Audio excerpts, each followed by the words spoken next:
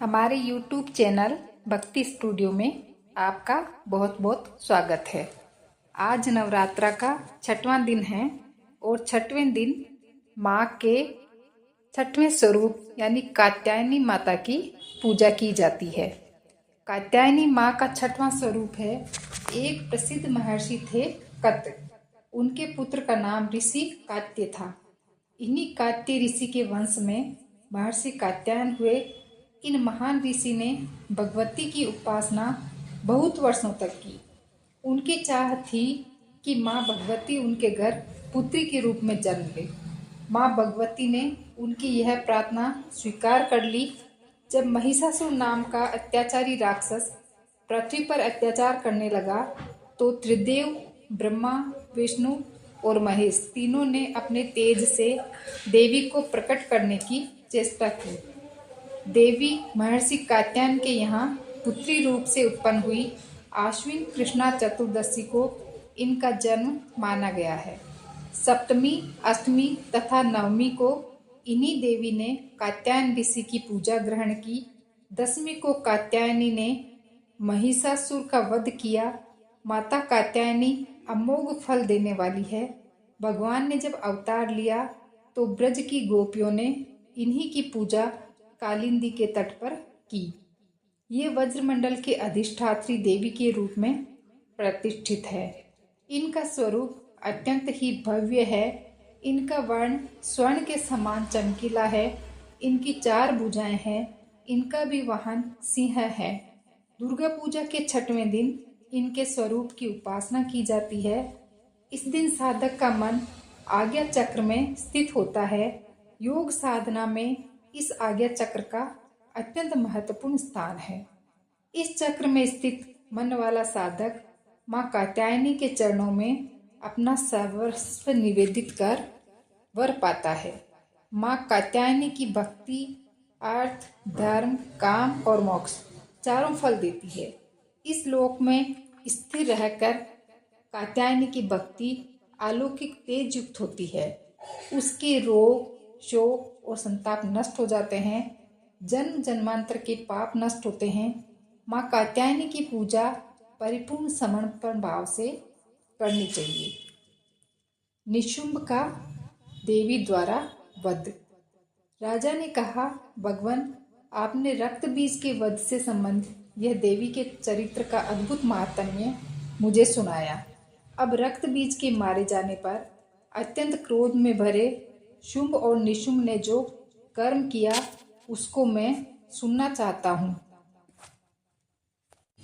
ऋषि कहते हैं कि हे राजन, रक्त बीज तथा अन्य दैत्यों के मारे जाने पर शुंभ और निशुंभ के क्रोध की सीमा न रही। अपनी विशाल सेना का इस प्रकार वध होता देख निशुंभ क्रोधित होकर देवी की ओर दौड़ा। उसके साथ असुरों की प्रमुख सेना थी। उसके आगे पीछे तथा दाएं बाएं बड़े बड़े असुर थे जो क्रोध में भरकर ओट चबाते हुए देवी को मारने के लिए आए। महापराक्रमी शुंभ भी अपनी सेना सहित मातृगणों से युद्ध करके चंडिका को मारने के लिए क्रोधावेश में आया। तब शुंभ और निशुंभ के साथ देवी का घोर संग्राम छिड़ गया। वे दोनों दैत्य बादलों की भांति भयंकर बाण वर्षा करने लगे। तब उन दोनों द्वारा छोड़े गए बाणों को चंडिका ने अपने बाणों द्वारा तुरंत काट गिराया और अपने शस्त्रों की वर्षा करके दोनों दैत्यपतियों को चोट पहुंचाई। तब निशुंभ ने तेज धार वाली तलवार तथा चमकती हुई ढाल लेकर देवी के वाहन सिंह के मस्तक पर प्रहार किया। अपने वाहन को चोट पहुंचने पर देवी ने तुरंत ही सूर्यप्र नामक बाण से निशुंभ की तलवार काट डाली और 8 चांद जड़ी सुंदर ढाल के टुकड़े टुकड़े कर दिए।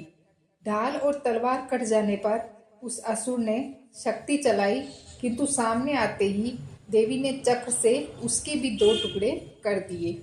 अब निशुंभ क्रोध से भभक उठा और उसने देवी को मारने के लिए शूल उठाया, किंतु देवी ने समीप आने पर उसे भी मुक्के से चूर्ण कर दिया। तब उसने गदा घुमाकर देवी के ऊपर चलाई, परंतु वह भी देवी के त्रिशूल से कटकर नष्ट हो गई। इसके बाद फरसा हाथ में लेकर निशुंभ को आते देख देवी ने बाणों से घायल करके उसे पृथ्वी पर सुला दिया। अत्यंत पराक्रमी अपने भाई निशुंभ के धराशायी हो जाने पर शुंभ अत्यंत क्रोधित होकर अपने रथ पर सवार श्रेष्ठ आयुधों से सुशोभित अपनी 8 भुजाओं से सारे आकाश को ढककर अंबिका को मारने के लिए आगे बढ़ा। उसे आते देख देवी ने शंख बजाया और अपने धनुष की प्रत्यंचा का घोर शब्द किया। फिर समस्त दैत्यों के तेज को नष्ट करने वाले अपने घंटे के शब्द से सभी दिशाओं को व्याप्त कर दिया। फिर सिंह ने भी बड़े बड़े गजराजों के मद को दूर करने वाली अपनी दहाड़ से पृथ्वी, आकाश और 10 दिशाओं को गुंजा दिया। फिर काली ने आकाश में उछलकर अपने दोनों हाथों से पृथ्वी पर आघात किया। उससे इतना भयंकर शब्द हुआ कि उससे पहले के सभी शब्द शांत हो गए। तत्पश्चात शिवदूतों ने दैत्यों के लिए अमंगलकारी अट्टहास किया। इन शब्दों को सुनकर समस्त असुर थर्रा उठे, किंतु शुंभ को बड़ा क्रोध हुआ। उस समय देवी ने जब शुंभ को लक्ष्य करके कहा, ओ दुरात्मा, ठहर ठहर, तब आकाश में स्थित देवता जय जयकार करने लगी। शुंभ ने आगे बढ़कर ज्वालाओं से युक्त अत्यंत भयानक शक्ति चलाई। अग्नि के समान आती उस शक्ति को देवी ने बड़ी भारी उल्का से हटा दिया। उस समय शुंभ की गर्जना से तीनों लोग गूंज उठे। हे राजन, उसकी प्रतिध्वनि से वज्रपात जैसा जो भयानक शब्द हुआ, उसने सब शब्दों को जीत लिया। तत्पश्चात शुंभ द्वारा छोड़े गए बाणों को देवी ने और देवी के चलाए बाणों को शुंभ ने अपने अपने भयंकर बाणों द्वारा सैकड़ों हजारों टुकड़े कर दिए। तब क्रोधित हुई चंडिका ने शुंभ पर शूल से प्रहार किया, जिससे वह मूर्छित होकर भूमि पर गिर पड़ा। उसी समय निशुंभ को चेतना हुई और उसने धनुष हाथ में लेकर बाण वर्षा करके देवी, काली तथा सिंह को घायल कर दिया। फिर उसी दैत्य ने 10,000 बाहें बनाकर चक्रों के प्रहार करके चंडिका को आच्छादित कर दिया। तब दुर्गम पीड़ा नाश करने वाली भगवती दुर्गा ने कुपित होकर अपने बाणों द्वारा उन बाणों तथा चक्रों को काट गिराया। तब निशुंभ हाथ में गदा लेकर अत्यंत वेग से दौड़ा। देवी ने तत्काल पेनी धार वाली तलवार से उसकी गदा को काट दिया। तब उसने शूल हाथ में उठाया। देवताओं को पीड़ा देने वाले निशुंभ को शूल हाथ में लिए आते देख चंडिका ने बड़ी तेजी से अपना शूल उसकी छाती में मारा। शूल से विदीर्ण हुई उसकी छाती से एक अन्य महाबली पुरुष खड़ी रह कहता हुआ निकला। उस निकलते हुए पुरुष की बात सुनकर देवी अट्टहास कर हंस पड़ी और खड़ग से उसका मस्तक काटकर पृथ्वी पर गिरा दिया। तत्पश्चात सिंह अपनी डाढ़ों से दैत्यों की गर्दनें कुचलकर खाने लगा। उधर काली तथा शिवदूती ने भी अनेक दैत्यों का भक्षण कर लिया। कुमार कार्तिकेय की शक्ति कौमारी ने अनेक महादैत्य नष्ट कर दिए। ब्राह्मणी के मंत्र पूरित जल से तेजहीन होकर कितने ही दैत्य भाग खड़े हुए। अनेक दैत्य माहेश्वरी के त्रिशूल से छिन्न भिन्न हो धराशायी हो गए। वाराही ने अपने तुतुन की चोट से कितनों का कचूमर निकाल दिया। वैष्णवी ने भी अपने चक्र से दानवों के टुकड़े टुकड़े कर दिए। ऐन्द्री द्वारा छोड़े गए वज्र से अनेक दैत्य प्राणों से हाथ धो बैठे। इस प्रकार कुछ असुर मारे गए, कुछ युद्ध क्षेत्र में भाग गए तथा कितने ही दैत्य काली, शिवदूती तथा सिंह के ग्रास बन गए। देवी द्वारा शुंभ का वध।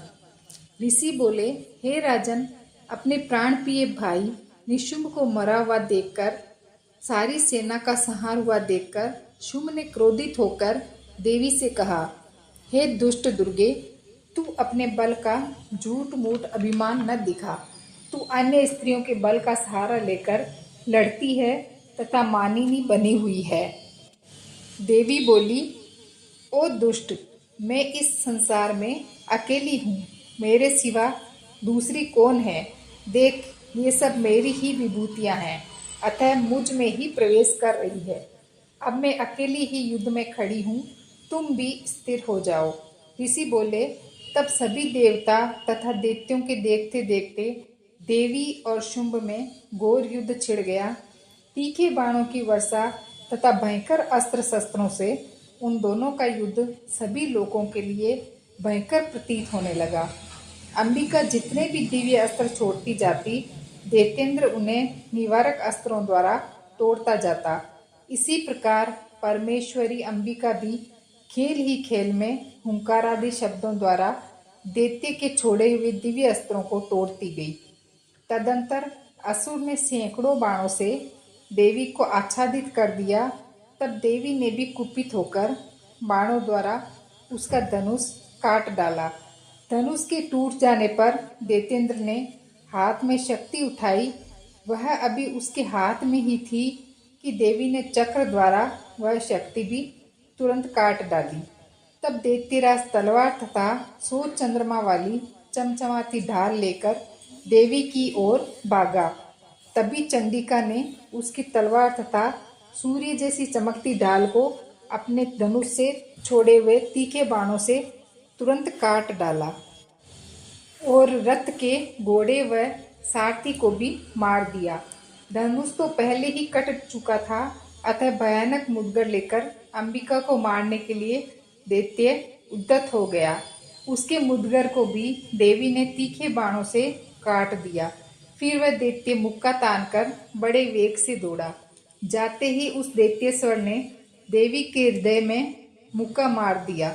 देवी ने भी उसकी छाती पर एक चपेट जमा दी। देवी की चपेट के लगते ही वह दैत्यराज पृथ्वी पर गिर पड़ा। गिरकर फिर सहसा उसी प्रकार उठ खड़ा हुआ। तब उछलकर देवी को उठाकर आकाश में स्थित हो गया। वहां निराधार होकर चंडिका देवी उसके साथ युद्ध करने लगी। आकाश में उस समय दैत्य तथा चंडिका का आपस में घोर युद्ध हो रहा था।